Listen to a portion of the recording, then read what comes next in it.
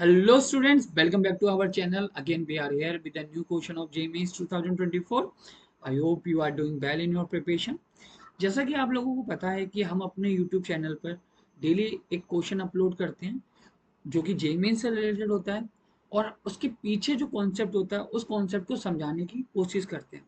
अगर किसी बच्चे को ये कॉन्सेप्ट जो हम समझा रहे हैं अगर समझने में कोई भी दिक्कत आ रही है तो वो कमेंट करके हमें बताए ताकि हम उस चीज़ को और अच्छे वे में समझाने की कोशिश करें। ठीक है, तो हम क्या करते हैं, इस क्वेश्चन को सॉल्व करते हैं। जैसे कि अब इस क्वेश्चन में क्या दे रखा है, इस क्वेश्चन में मुझको पूछा है कि मोलरिटी क्या होगी, जबकि मेरे पास 1 लीटर ऑर्थोफॉस्फोरिक एसिड दे रखा है। ठीक है, और उसकी जो ऑर्थोफॉस्फोरिक एसिड है, ठीक है, उसकी जो प्योरिटी दे रखी है बाई वेट वो 70% दे रखी है। और इसमें एक चीज और दे रखी है, क्या, स्पेसिफिक ग्रेविटी। ठीक है, स्पेसिफिक ग्रेविटी दे रखी है। अब मैं आप लोगों से एक चीज बताना चाहूंगा कि जब भी मैं फिजिकल केमिस्ट्री की अगर कुछ क्वेश्चन सॉल्व करने जाता हूँ, बेसिकली जब मैं न्यूमेरिकल आंसर टाइप क्वेश्चन करूंगा तो मेरा पहला जो चीज होनी चाहिए क्वेश्चन को करने की, कि जो डाटा गिवन है ना, मैं उस डाटा को लिखूं। अगर मैं डाटा को लिखूंगा ना तो मुझसे मेरे को खुद से वो बहुत सारी चीजें क्लिक करेंगी जिससे कि मैं क्वेश्चन को इजीली अप्रोच कर सकता हूँ। ठीक है ना, तो लिखते हैं जो डाटा गिवन है। सबसे पहले हमसे पूछा क्या है, हमसे पूछा है मोलरिटी क्या होगी। ठीक है, क्या पूछा है हमसे कि मोलरिटी क्या होगी। अब गिवन क्या क्या है, गिवन है मेरे पास वॉल्यूम। वॉल्यूम कितना दे रखा है मेरे पास, वॉल्यूम दे रखा है 1 लीटर। ठीक है, क्या दिखा है, 1 लीटर वॉल्यूम देता है।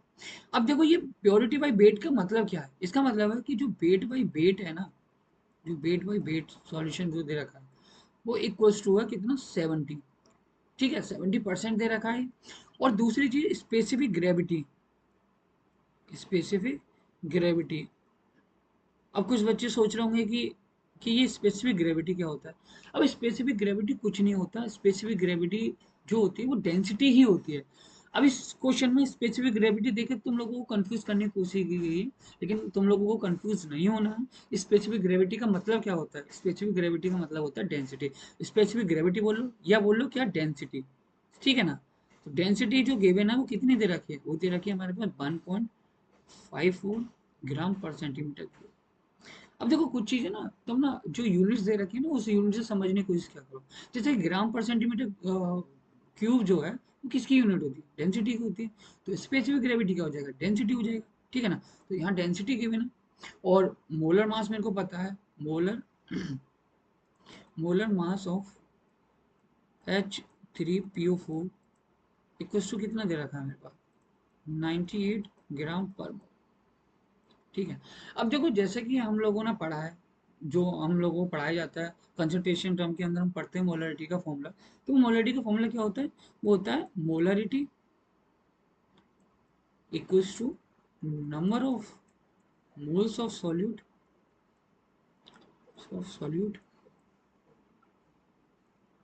Divided by volume of solution, volume of solution in litre. ठीक है, अब देखो एक फॉर्मूला ये होता है जो कि बहुत सारी टेक्स्ट बुक में लिखा होता है और हमें जो पढ़ाया जाता है वो यही फॉर्मूला है। अब देखो एक फॉर्मूला और होता है जिससे कि हम मोलरिटी कैलकुलेट कर सकते हैं। ठीक है, मोलरिटी का फॉर्मूला होता है 10 into weight by wait percent into density. ठीक है, density divided by molar mass of molar mass of solute.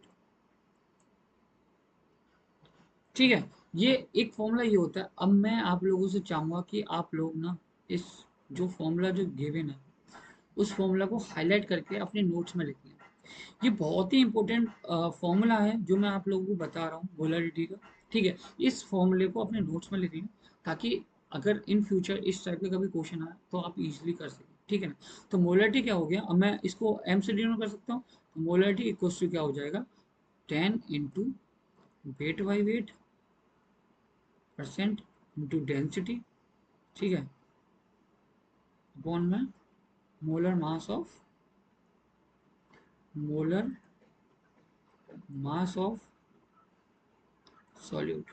ठीक है ना, इसको मैंने यहाँ लिख लिया, ठीक है। अब देखो सारी वैल्यू हमारे पास गिवन है, 10 इंटू वेट बाई वेट कितना दे रखा है, 70% दे रखा है, इंटू डेंसिटी क्या है सॉल्यूशन की, जो डेंसिटी है यानी स्पेसिफिक ग्रेविटी ही डेंसिटी है, तो कितना है 1.54, ठीक है। डिवाइडेड करूंगा मैं किससे, मोलर मास, मोलर मास देखो कितना गिवन है, मोलर मास मेरे को दे रखा है 98 ग्राम पर, वैल्यू रख सकता हूँ 98। अब यहाँ से जो निकालूंगा तो मेरी पास जो मोलरिटी आएगी ना, वो आएगी 11, ठीक है, 11 मोलर, ठीक है, क्या हो जाएगा 11 मोलर, ये मेरे पास क्या आ जाएगी, ये इसकी मोलरिटी आ गई, ठीक है। तो मोलरिटी क्या आ गई इसमें 11, तो मुझसे क्या पूछा था, मोलरिटी पूछी थी, तो मोलरिटी का आंसर क्या हो जाएगा 11, ठीक है।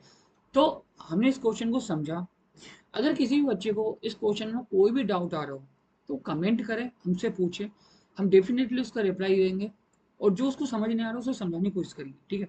और हमारे चैनल को सब्सक्राइब करें, ताकि जो भी हम अपने लेक्चर को अपलोड करते हैं वो आप तक पहुंच सके, ठीक है ना। तो हमारे चैनल को सब्सक्राइब करें और इसी तरह हमारे चैनल पर बने रहें, ठीक है। Thank you, have a nice day.